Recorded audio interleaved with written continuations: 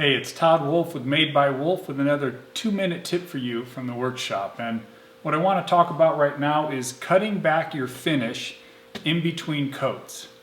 Now I've got some shelves that I'm making for somebody, and I've just put my first coat on, and then this is typically when I would cut back, and all of the raised fibers have been locked in place by the finish, and it's kind of rough, and so you want to cut back that finish before you put the next coat on so it's nice and smooth.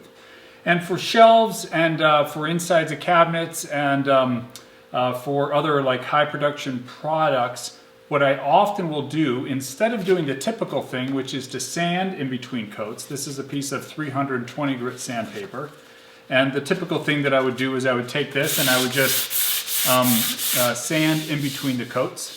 That is something that I very often do, particularly on higher end things, nicer tabletops and stuff. You can really sand back well with a piece of sandpaper. However, if you want to move a little faster, sometimes what I'll do is I'll take a cabinet scraper, a sharpened cabinet scraper, and I will simply drag that across the top of the piece, and that will knock down the high spots, and it knocks it down faster. There's less dust that gets created, the fine dust, and then it'll also,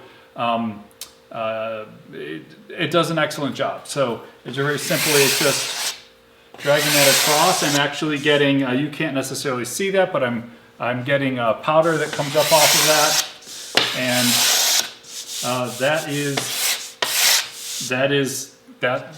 that side's finished. We'll move to the other side.